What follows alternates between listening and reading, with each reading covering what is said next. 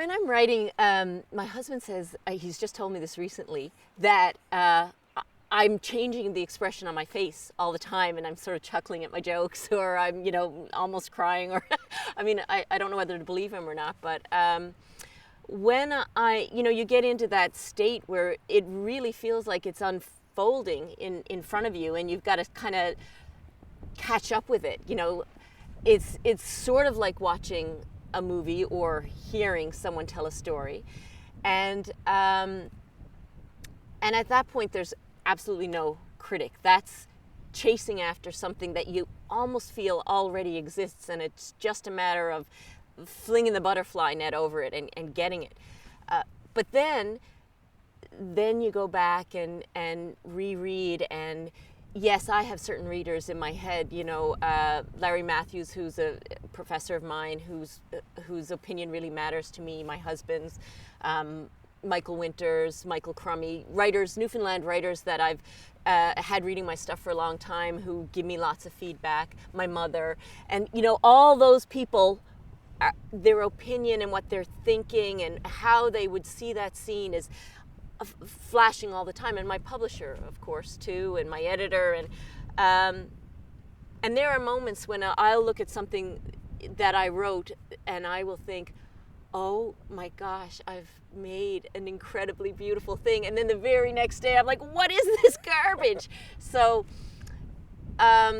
and that's a constant process of reevaluating and reevaluating. I really see the creation of a book as a thing that ends up having a lot of different fingerprints on it. That's the way I like to work.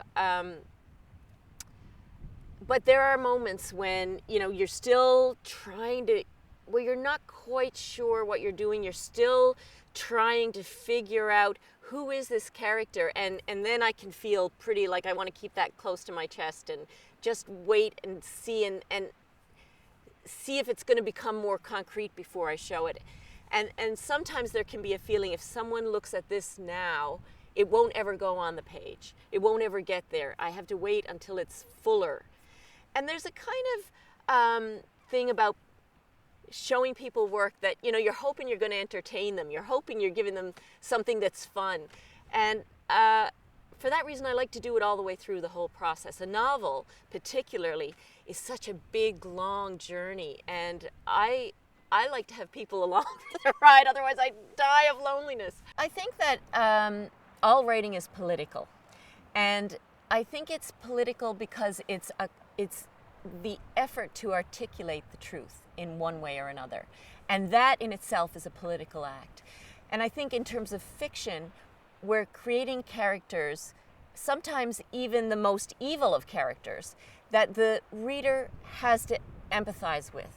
And that empathy, when you can empathize, crawl into the skin of another being, even a fictional being, and even if it's just a subtle change from your own position, even if you're a woman who is reading from the point of view of a man, those kinds of forays into other worlds, I think, are political acts.